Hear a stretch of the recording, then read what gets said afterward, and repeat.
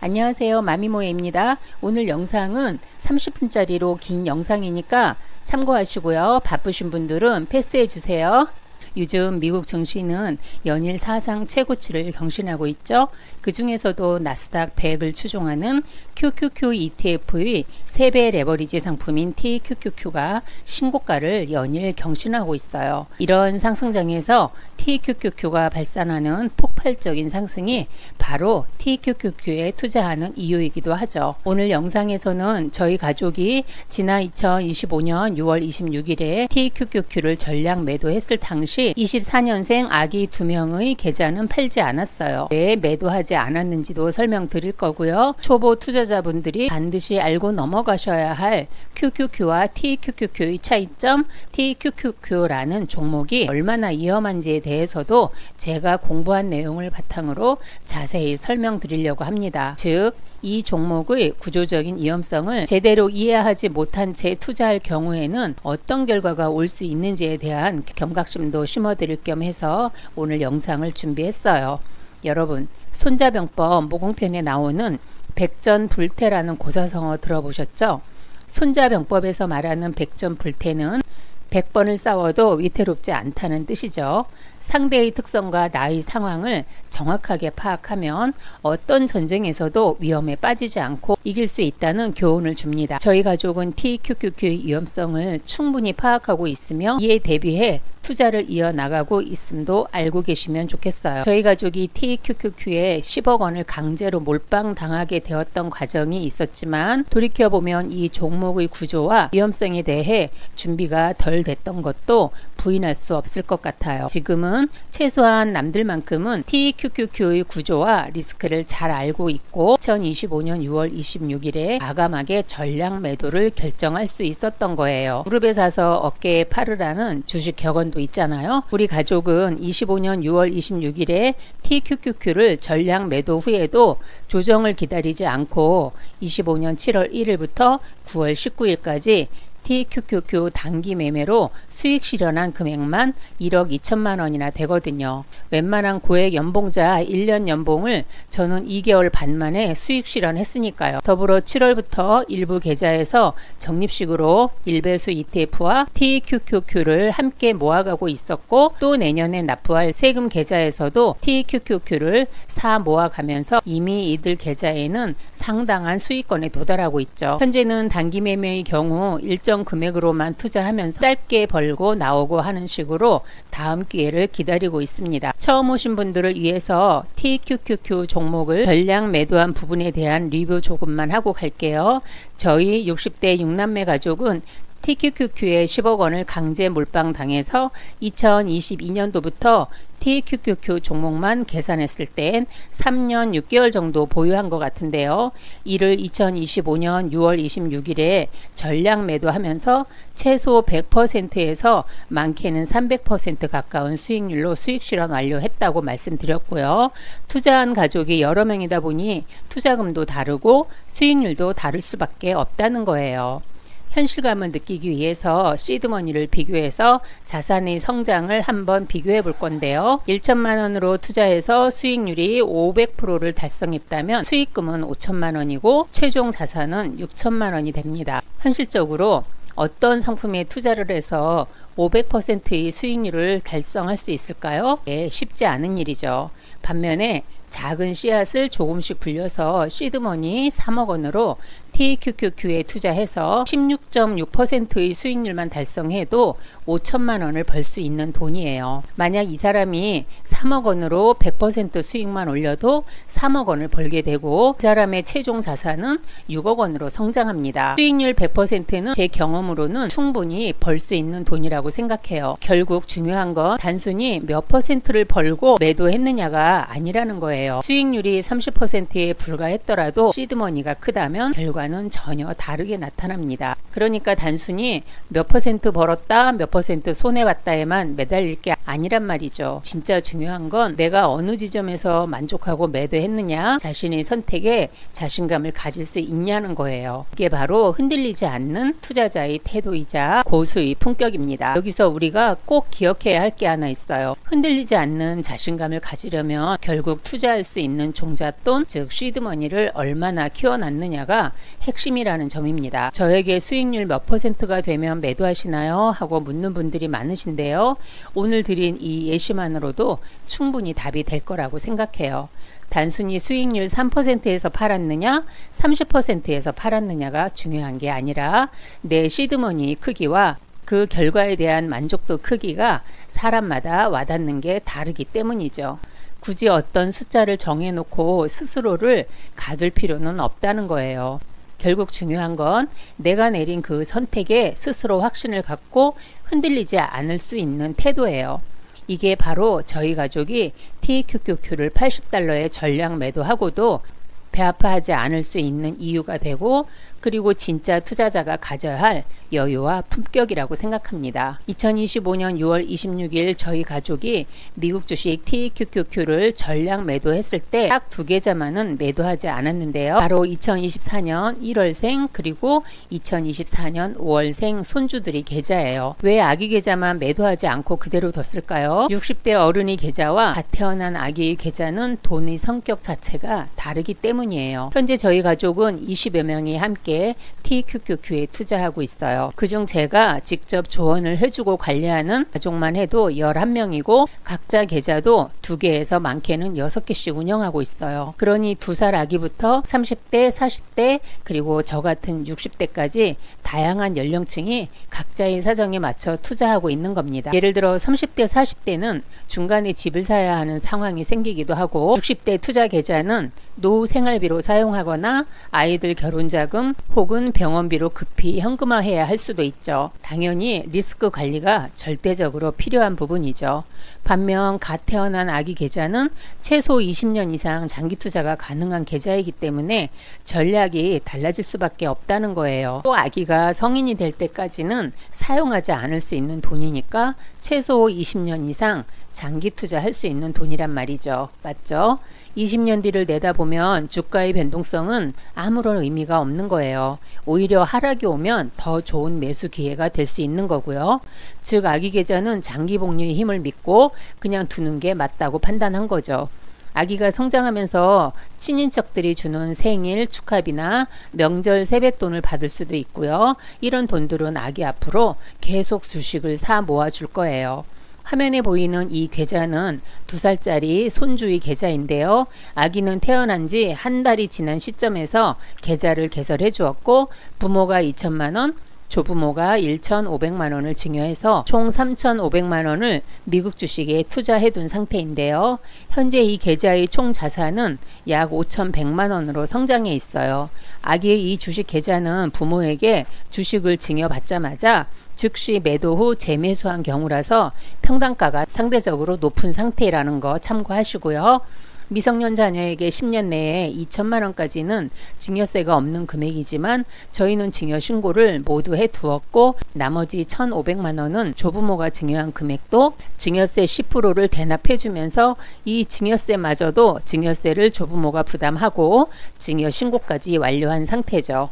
세금이 없어도 신고해야 하는 이유는 아기의 자산이 어떻게 성장했는지에 대한 근거가 있어야 훗날 세법상 문제가 되지 않을 수 있거든요. 현재 이 계좌에는 SPY, QQQ, SOXX, TQQQ가 섞여 있는데요. TQQQ는 2010년 상장 이후 연평균 수익률로 보면 약 37%에서 42%의 복리 수익률을 기록했어요. 이게 매년 40%씩 일정하게 올랐다는 뜻은 아니에요. 중간에는 마이너스 70% 폭락한 적도 있고 마이너스 80% 폭락한 때처럼 계좌가 녹는 애도 있었어요. 또 어떤 애는 플러스 100%, 플러스 200%씩 폭등한 해도 있었죠. 결국 수많은 폭락과 폭등을 거치면서 장기 평균 수익률이 연 37%에서 연 42% 상승했다는 겁니다. 따라서 TQQQ는 무조건 망한다는 말도 과장된 거고, 반대로 매년 꾸준히 40%씩 수익이라는 착각하는 것도 위험한 발상이라는 겁니다. 만약 아기 계좌에 있는 원금 3,500만 원을 TQQQ에 투자해놓고 과거 데이터처럼 흘러간다는 전제하에 대략 연평균 40% 복리 효과가 계속된다고 가정해서 계산해 볼게요. 20년 후에는 단순 계산으로 3,500만 원을 20년 동안 연 40% 복리로 굴리면 약 29억 원이 되고, 이는 원금의 약 83배에 성장하게 되는 것이죠. 이 숫자 하나만 봐도 복리와 장기 투자의 힘이 얼마나 큰지 느끼실 수 있을 거예요. 그래서 한 살이라도 어릴 때 주식에 투자해 주어야 하는 이유가 되기도 합니다. 문제는 수십 년을 견딜 수 있냐는 건데요. 혹시라도 중간에 주가가 폭락해서 아기 계좌가 초토화된다면 어떻게 하면 될까요?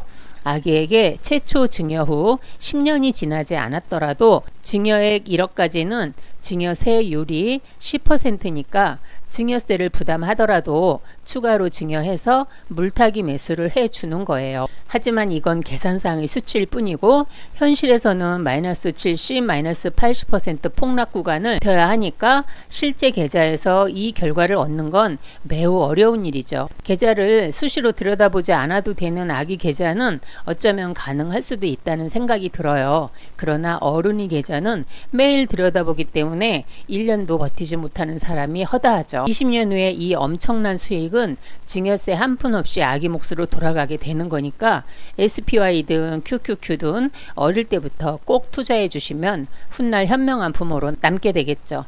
20년이라는 기간 동안 수도 없이 주가가 폭등과 폭락을 반복할 건데요. 이건 아이의 긴 인생에서 정말 찰나의 순간에 불과하죠. 만약 지금 아기 계좌에 원금 3,500만 원을 넣고 SPY ETF에 투자한다고 가정해 볼까요? SPY는 지난 10년 동안 연평균 약 13.6% 수익률을 기록했는데요. 그 수익률이 앞으로도 꾸준히 유지된다고 가정하면 결과가 정말 놀라웠어요. 30년 후, 그러니까 아이가 32살이 되었을 때 무려 16억 원이 넘는 금액으로 불어나게 되더라고요. 그런데 여기서 멈추지 않고 60년 동안 그대로 굴린다고 하면요, 무려 736억 원대가 불어나게 되더라고요. 이게 바로 복리의 힘, 그리고 시간의 힘이라는 거죠. 작은 돈이라도 일찍 시작해야 하는 이유가 이제 감이 오시죠? 오늘도 늦지 않았어요.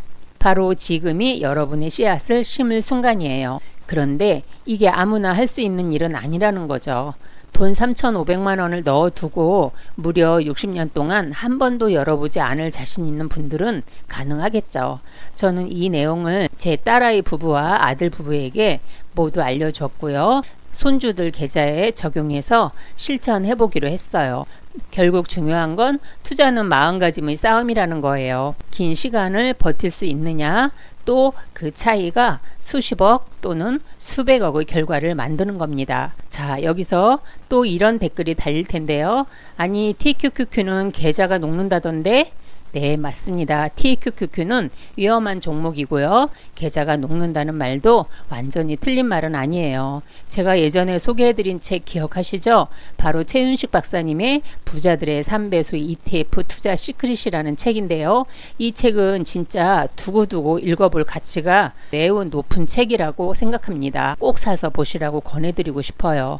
그리고 최윤식 박사님 한동안 유튜브 활동을 쉬셨었는데 최근에 다시 복귀하셨거든요. 특히 2년 전쯤 올려주신 3배수 레버리지 ETF 관련 영상들이 아직도 큰 도움 되니까 꼭 찾아서 영상을 반복해서 시청하시길 바랄게요. 최윤식 박사님의 책과 영상들을 반복해서 보시면 여러분도 3배수 ETF가 어떻게 돌아가는지 충분히 이해가 되실 거예요. 제가 확신하는데 3배수 ETF를 가장 객관적이고 논리적으로 풀어주신 분은 최윤식 박사님과 무한매수법의 라오원님이에요. 대부분의 전문가들은 3배수 레버리지를 무조건 위험성만 부각시키면서 투자하면 위험하다고만 설명하는데요. 하지만 이 두 분은 위험성을 명확히 짚어주시면서도 동시에 어떻게 내가 불리하지 않게 잘 활용해서 내가 돈을 벌 수 있는지를 분명하게 설명해 주시는 분들이죠.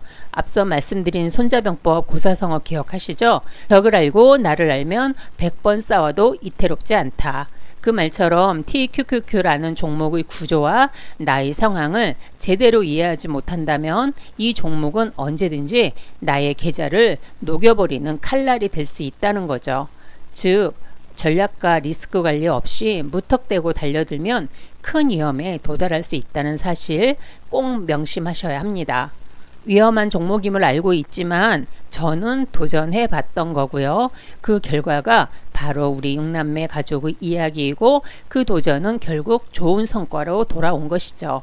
제가 라우어님의 책이나 최윤식 박사님의 책 그리고 유튜브 영상으로 공부하지 않았다면 지금 이렇게 TQQQ를 주제로 영상을 만들고 있지도 않았겠죠. 그리고 TQQ는 계좌 녹는다는데 도대체 이 말이 무슨 뜻인지 짚고 넘어가야겠죠? 혹시 처음 들어보신 분들을 위해서 설명 좀 드릴게요.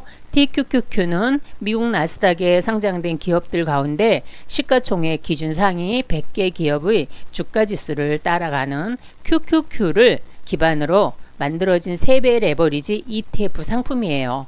즉 QQQ가 하루에 1% 오르면 TQQQ는 3% 오르고 반대로 1% 떨어지면 3% 떨어지는 구조라는 거죠. 즉 QQQ의 움직임을 3배로 확대해 놓은 레버리지 ETF가 바로 TQQQ입니다. 1억 원을 TQQQ에 투자했다고 가정해 볼게요. 만약 1배수 ETF인 QQQ가 마이너스 30% 하락한다면 TQQQ는 무려 마이너스 90%까지 폭락하게 되는 구조예요. 즉 1억 원이 단숨에 1천만 원으로 줄어들 수 있다는 거죠. 하루만 해도 이런 일이 벌어질 수 있는 종목이 바로 레버리지 TQQQ의 엄청난 리스크죠. 많은 분들이 나스닥은 크게 안 빠졌는데 왜 내 TQQQ 계좌는 회복을 못하는 걸까 궁금했을 건데요. 네, 저도 궁금했어요. 그 이유는 TQQQ 같은 레버리지 ETF가 매일매일 3배 비율로 리셋, 즉 재계산되기 때문이에요. 예를 들어 QQQ가 하루에 1% 오르면 TQQQ는 3% 오르고 QQQ가 1% 내리면 TQQQ는 3% 떨어지죠. 이게 하루하루 누적되면서 QQQ 지수가 제자리로 돌아온다고 해도 TQQQ는 작게라도 손실이 남을 수밖에 없는 구조란 말이죠. 바로 이 원리 때문에 사람들이 흔히 TQQQ는 들고만 있어도 계좌가 녹는다라고 표현하는 건데요. 이게 상승장에서는 TQQQ는 3%씩 튀어 오르니까 폭발적인 수익을 가져다 주죠. 요즘 같은 상황인데요. 문제는 하락장에서는 또 엄청나게 심각해진다는 거예요. 예를 들어 QQQ가 하루에 마이너스 10%씩 3일 내내 빠졌다고 가정해 볼까요? QQQQ는 3일 동안 하락한 금액이 27% 손실로 되겠죠. 그러면 TQQQ는 무려 마이너스 66%나 계좌가 녹아내려 버린다는 거죠. 이게 바로 매일매일 3배로 리셋되는 레버리지 구조 때문이라고 아까 말씀드렸고요. 단순히 마이너스 10% 곱하기 3배는 마이너스 30% 이런 식으로 끝나는 게 아니란 말이죠. 수익도 복리로 쌓이지만 반대로 손실도 하루하루 복리로 쌓이기 때문에 하락장에서는 사람들의 심리가 무섭게 떨어지니까 계좌가 2배, 3배 더 빨리 무너지는 거죠. 이게 바로 제가 경험한 2022년도였어요. 정리하자면 TQQQ는 하루 단위로 3배씩 움직이기 때문에 QQQ가 원위치로 돌아와도 내 계좌는 조금씩 계좌에 손실이 쌓인다. 그래서 장기 보유하면 계좌가 녹는다고 표현하는 거다. 이 말씀입니다. QQQ가 하루에 마이너스 33.5% 하락하게 된다면 TQQQ는 약 마이너스 100.5% 하락하는 구조입니다. 즉 단 하루 동안 QQQ가 마이너스 33% 이상 폭락이 나오면 저희 TQQQ 계좌는 사실상 0원이 되어 전액 손실이 나는 구조예요.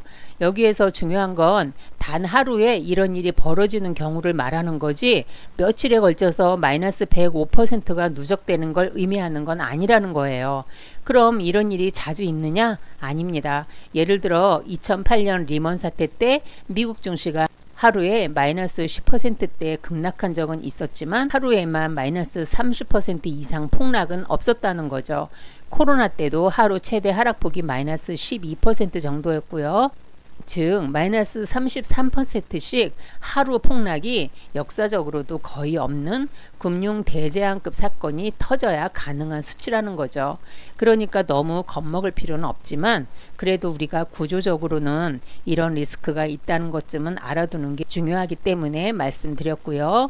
그리고 이런 경우에 TQQQ가 상장 폐지될 수도 있다는 말 아마 들어보신 적이 있을 텐데요. 이럴 경우 운용사가 리버스 스플릿 같은 조치를 통해서 계속 존속시킬 수도 있다고 해요.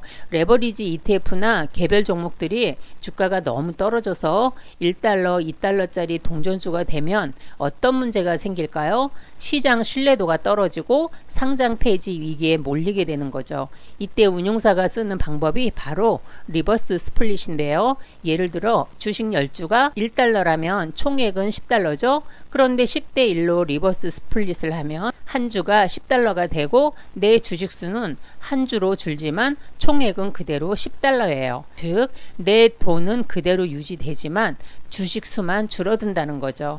실제로 이런 사례가 꽤 많았더라고요. 대표적으로 한국 투자자분들에게 인기가 많은 반도체 3배 레버리지 SOXL 그리고 S&P 500 3배 레버리지 ETF인 SPXL도 이런 경우가 있었다고 해요. 저도 처음에는 S&P 500 3배 레버리지 ETF는 유프로밖에 없는 줄 알았는데요. 유프로는 프로쉐어즈에서 만든 상품이고 SPXL은 디렉시온에서 만든 상품이더군요. 유프로는 거래량도 많고 일찍 출시돼서 투자자 인기가 높았던 반면 SPXL은 출시 시점도 늦고 한동안 거래량이 적어서 리버스 스플릿을 여러 차례 단행한 적이 있다고 해요. 물론 지금은 거래도 활발히 되고 잘 유지되고 있어요.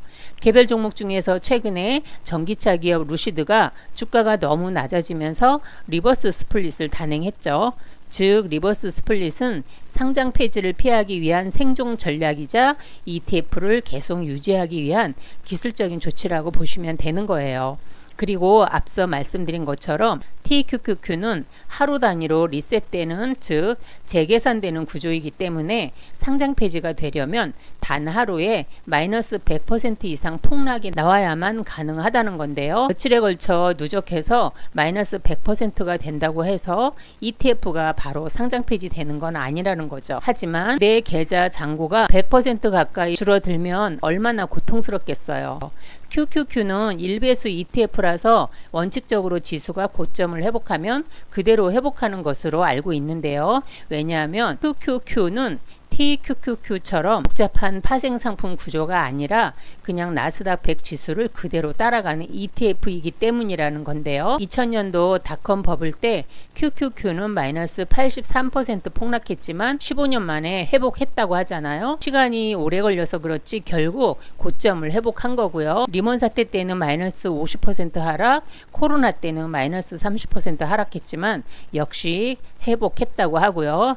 즉 1배수 ETF인 QQQ는 기다릴 수 있는 시간과 인내심만 있다면 반드시 제자리를 찾아온다는 게 과거 역사로 증명된 셈이죠. 그러나 TQQQ는 구조적으로 다르기 때문에 그 위험성을 충분히 이해하고 나서 투자해야만 실패하지 않는다는 점을 제가 오늘 이렇게 긴 시간 동안 강조해서 말씀드리고 있는 거예요. 아무리 아기 계좌라고 해도 만약 QQQ가 하루에 마이너스 33.5% 이상 폭락하는 극단적인 상황이 발생한다면 TQQQ는 마이너스 100%를 넘어가면서 계좌가 그대로 영원이 되어 버린다고 했죠. 이런 경우는 리버스 스플릿을 한다고 해도 이미 기존 투자자의 돈은 사라진 상태이기 때문에 다시 회복할 기회 자체가 없다는 거예요. 그래서 TQQQ를 투자할 때는 그냥 나도 떼돈 좀 벌어보자 라는 단순한 생각이 아니라 이 ETF의 구조와 리스크를 깊이 이해한 다음에 접근해야 한다는 걸 꼭 기억하시길 바라요. 따라서 아기 계좌도 무조건 장기 투자로 안전하다는 게 아니라 반드시 지켜야 할 몇 가지가 있어요. 하루에 마이너스 100% 상장 폐지급으로 폭락만을 피한다면 중간중간 마이너스 90% 급락 같은 위기 때 부모가 물타기 매수를 해주면 긴 시간 복리 효과를 살려서 충분히 큰 수익을 노릴 수 있다는 거죠. 즉 아기 계좌는 시간과 물타기 매수, 쓸 일 없는 돈 이런 3박자가 맞아야 가능하고 그렇지 않으면 우리와 똑같이 계좌가 녹아내릴 수밖에 없어요. 따라서 아기 계좌라 괜찮은 게 아니라 부모가 꾸준히 살펴보면서 신경 써주고 물타기 매수를 해주기 때문에 장기 투자가 가능하다는 결론이 나온다는 거죠. 그러나 50대, 60대는 투자 기간이 짧을 수밖에 없고 앞으로 우리가 20년, 30년을 기다릴 시간이 충분하지 않다는 게 문제잖아요. 만약 나스닥이 폭락해서 TQQQ 계좌가 마이너스 90% 이상 찍히면 그걸 다시 회복할 때까지 기다릴 시간적 여유도 없거니와 더구나 TQQQ에 큰 돈이 들어가 있으면 물타기를 할 추가 자금도 사실상 부족하죠. 때문에 은퇴를 앞두거나 50대, 60대는 소액으로 용돈 벌기 용으로만 활용해야지 완전히 모든 투자금을 TQQQ에 몰빵 넣었다간 금방 날아갑니다. 요즘 TQQQ는 이미 과거 최고점이었던 102달러 넘어 103달러 선까지 돌파했죠. 반도체의 3배 레버리지인 SOXL은 아직도 예전 최고점인 70달러대를 회복하지 못하고 있어요. 이유는 단순해요. SOXL은 반도체 30여 개 기업을 묶어놓은 필라델피아 반도체 지수를 3배로 추종하는 ETF인데요. 변동성이 워낙 크다 보니까 작은 조정도 누적 손실로 이어지고 반도체 업종 자체가 경기 사이클에 따라 크게 꺾이는 특성을 가지고 있기 때문이죠. 예전에 제가 삼성전자에 투자할 때 메모리 반도체, 파운드리 반도체에 대해 정말 많은 공부를 하면서 이 반도체 가격에 따라 주가가 달라진다는 것도 알게 됐죠. 반대로 TQQQ는 어떨까요? 나스닥 100개 기업, 그것도 기술주 중심으로 장기 상승 사이클을 탄 지수를 추종하기 때문에 회복력이 더 컸던 거예요. SOXL은 업종 특성상 변동성이 너무 커서 단순히 언젠간 회복하겠지라는 희망만으로 접근하기 너무 어려운 종목이니까 고점일 때 물려있는 분들도 지금 상당히 많은 걸로 알고 있어요. 그리고 앞으로 저희 가족은 TQQQ를 전량 매도해서 확보해 놓은 여유 자금을 잘 아껴 두었다가 QQQ 그리고 SPY, SOXX 같은 일배수 ETF가 하락할 때마다 비중을 조금씩 늘려가면서 투자할 거고요. TQQQ는 저희 주 종목이며 변동성에 충분히 단련됐기 때문에 앞으로도 용돈 벌기 용으로는 계속 활용할 거고요. 만약 3년 전에 제가 전문가라는 분들 말만 듣고 주식 투자는 위험하다, TQQQ는 더 위험하다 하면서 은행 예금이나 채권에만 투자했다면 지금쯤 저는 얼마나 후회하고 있었을까요? 남의 말은 참고만 하시고 모든 선택과 결정은 결국 본인의 몫이에요. 내가 투자하려는 종목을 충분히 알고 그 돈의 성격과 나이 얼마나 오래 기다려줄 수 있는 돈인지를 고려해서 자신만의 투자 전략을 반드시 세워 놓으셔야 합니다. 마지막으로 영상 댓글에도 TQQQ에만 투자하냐고 물어보시는 분들이 계신데요. TQQQ는 나스닥 100개 기업에 투자하는 것과 똑같아요. 단지 위험도 3배, 수익도 3배라는 점만 다를 뿐이죠. 결국 이 리스크를 감당할 거냐 말 거냐 그건 본인의 선택이라는 거죠. 투자할 종목이 없어서 돈을 벌지 못하는 게 아닙니다. TQQQ 하나만으로도 돈 벌기 바빠서 시간이 없어요. 처음 투자하시는 분들은 절대로 무리해서 TQQQ에 투자하시면 안 돼요. SPY나 QQQ 같은 일배수 ETF 위주로 투자해도 충분히 좋은 수익을 거둘 수 있고요. 그런데 굳이 어려운 종목에 처음부터 투자하면서 엄청난 스트레스를 받으면 주식시장에 오래 머물 수가 없게 돼요. 오늘 영상에서는 TQQQ가 어떤 구조로 돌아가는지 알아봤고요. 또 왜 위험한 종목인지도 작정하고 영상을 만들어 봤어요. 긴 영상 시청해 주셔서 감사합니다.